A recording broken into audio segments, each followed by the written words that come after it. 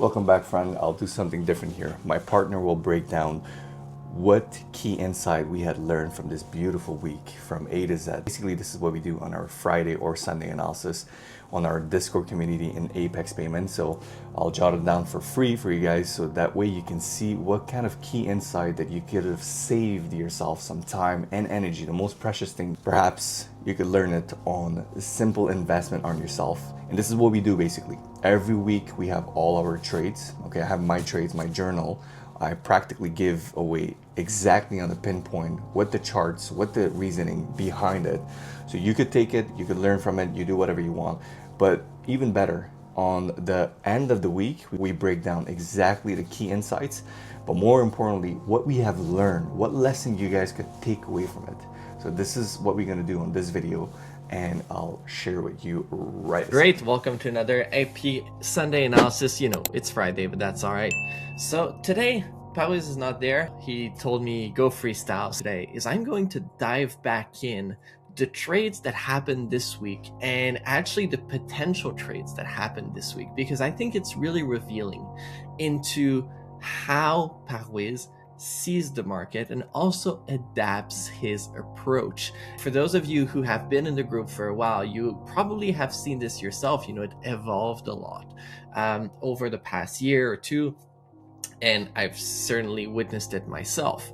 And this week I feel like is a really, really good example of why he is such a great trader, and also why, you know, he is much more profitable than a lot of people in the game. As you can see, you know, we had essentially 4 potential opportunities this week, you know, so that's 4 trades that were shared on the Discord. And first of all, you know, I think that in itself says a lot. How many retail traders do you know that take, you know, 10 trades a day, 5 trades a day, 20, 30, 40, 50? And I know Paulis was there back in the days, and, you know, in part I was for a certain period of time where I would take, you know, a whole lot of trades. But it's really the embodiment of quality over quantity, right? You don't need a lot of trade to succeed. It's actually quite the opposite. The fewer trades you can have, but the most, you know, the highest quality they can be, usually that will be a much smoother road to success. Because in trading, and you know, we've said that many times in the past, for those of you who have been with us for a while, a lot of people try to fix their trading by having more wins. But the truth is that oftentimes it's the other way around that will actually save you. It's by limiting your losses, you know. So a good way of doing that is actually to trade less, is to be more specific, be more selective on the opportunities that you take. And once again, you know, this week, this was a great example. If you notice, every single one of these 4 opportunities was right, was correct, not only in terms of the direction, but also in terms of, you know, essentially the take profit, except for one, which, you know, funny enough is the one that we did actually take, but that, you know, we'll dive into that one a little later.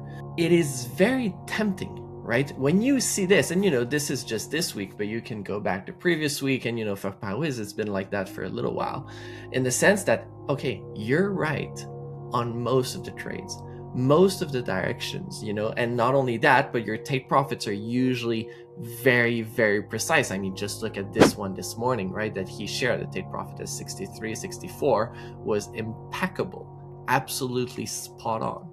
So you can imagine at that point, at that level, the urge that a trader can feel to just get in, right?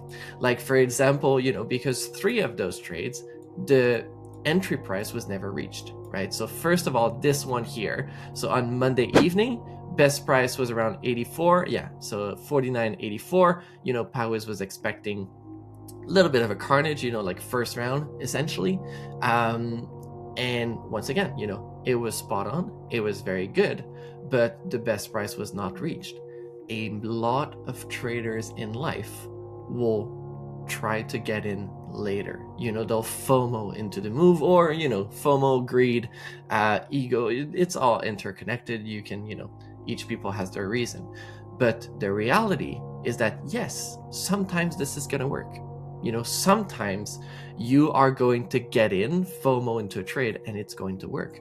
But the truth is that other times it's going to burn yourself. And the reality is that those times when it actually works are the worst, because they reinforce a behavior that is negative and toxic for you.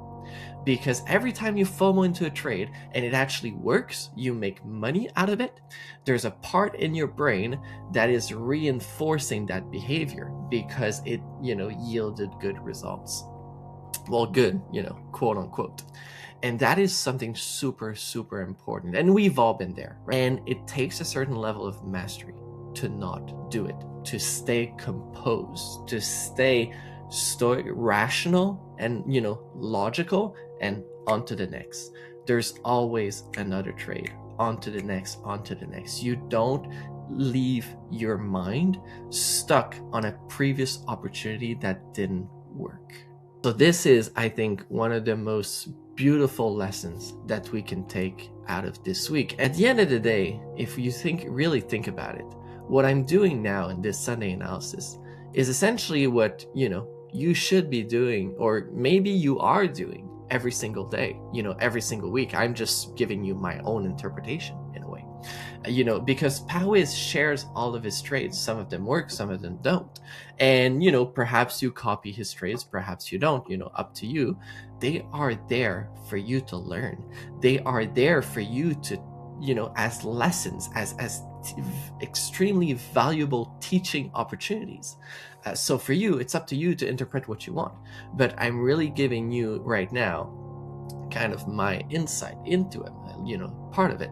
And so you can start to see all the lessons that you can take out of it. So it's not only about the money you can make, but it's really about your own trading and how you can take those lessons and apply them. Why this Pawiz does this thing? Why, when he realized that the price was gone, which happens often, he often tells in the Discord, forget it, they're gone, like they're gonna reach the target. Okay, so why not try to find an entry at that time if they're going to the target? There's a reason for that. There's a very, very good reason for that. Find it over time, but Pawiz found his over time, and he realized that in order to level up his trading and to get to the point where he is now, he is behaving like this, and there is a whole lot of background to it. There's a reason, many reasons to it. Now, if we actually dive in, got us some pips this week. Very, very nice trade, very nice opportunity here. It's this one. So it was Tuesday morning. First of all, the entry was absolutely impeccable, but you may have noticed, the stop loss was quite large, fairly large, around 200 pips. That's why we were going smaller positions, because in these conditions, the conditions we are in right now, the market is extremely volatile, extremely dynamic. So yes, part of it has to do with the fact that gold is now at 5,000. So obviously, 100 pips move is not, the same as when it was 2,000. If that isn't clear enough for you, what I mean is that, well, if gold is trading at $2,000 an ounce and it goes up 10%, that's $200, right? 2,000 pips. Now, if gold is 5,000 and it goes up the same 10%, now we are talking about $500, so 5,000 pips, right?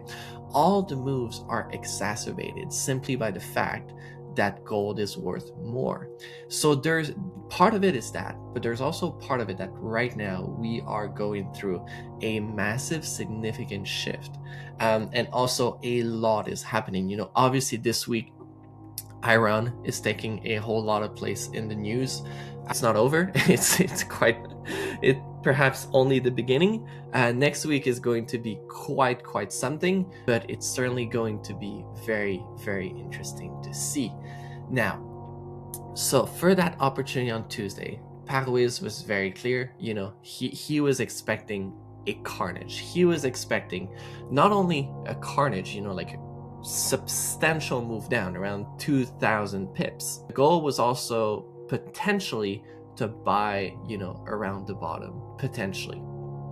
Depending. So the idea was that, they would go down in order to better move up afterwards. He had understood that, yes, they wanted another push, but they didn't want just another push because, they wanted to go down and, it's done. Like, we're never going back to all-time high. No. The idea was very clear. They wanted another push. They were going to grab liquidity. They were going to add very nice position for themselves in order to go back up. And what happened? Well, pretty much exactly that. Now the difference is that they stopped a little earlier, but we're gonna get there. So that trade, first thing, all right, if you have really studied how the trade was executed and managed, most importantly, this was a masterpiece. So first of all, around right here, let me see just to be sure.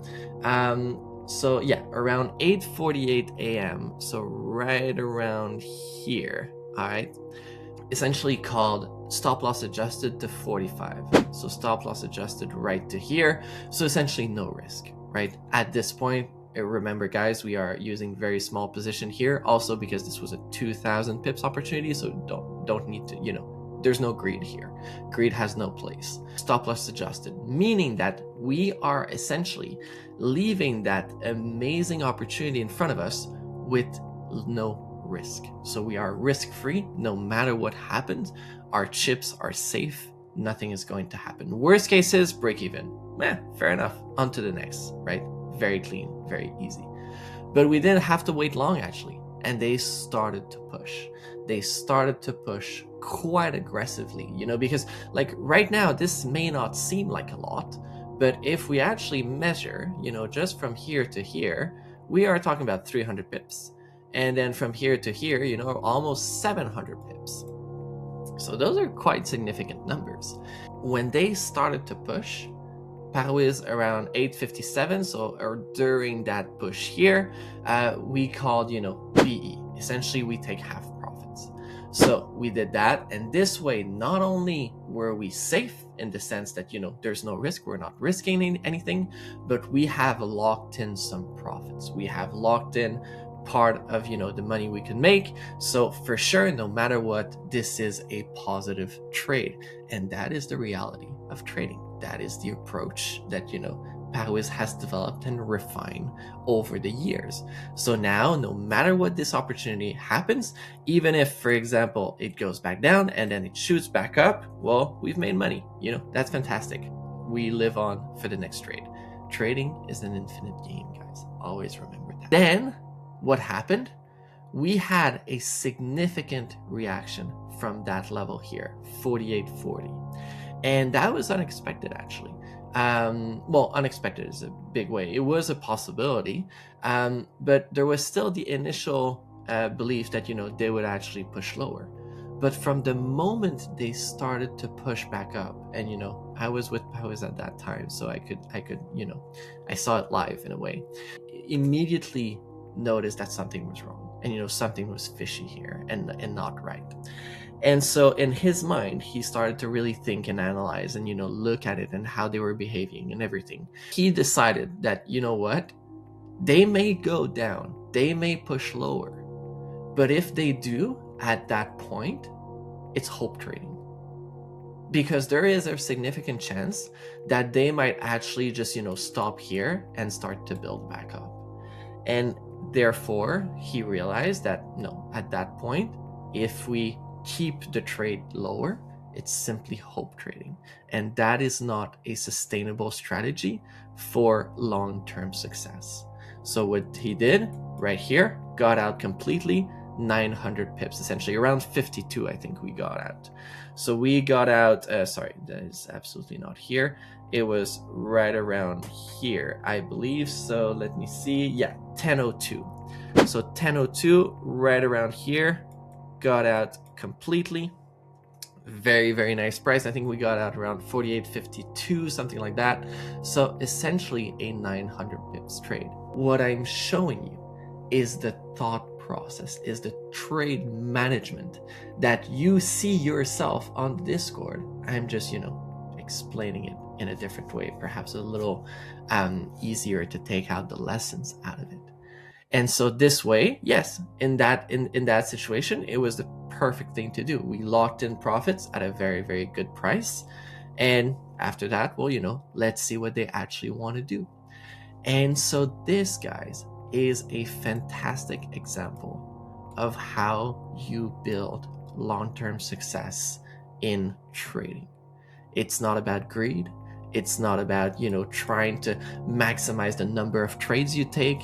It's not about trying to, take every single opportunity, even if you see them, right? Even if you know they're going there. No. It's not about that. You don't need 10 successful trade in a week. I mean, we had one, right? We had one opportunity that worked out of 4 this week. 1 out of 4. And essentially you could have made 900 pips on that one. How many weeks have you, had in the past year where you made 900 pips? Probably not that many, right? Even though the market has been completely crazy and insane. And that was only 1, right? We could have had 4 this week. So the reality is that you don't need that many trades. You don't need that many trades. You can be specific, you can be selective, and that is how Pao is refining his trading. And you can see every single week getting sharper, getting better, and this shall continue. This shall never stop. So on that note, guys, great week in terms of the market. Next week is going to be extremely, extremely interesting. We actually had the news, today, as you can see. And side note, Parouez was looking for a trade, right? He was looking to get in at 96 and get out at 64 here, 63 point something. Look how clean those levels are. Just leaving that out there. You can interpret that and understand that as you may. Let's see what happens next week. So have a great weekend, guys. Ciao.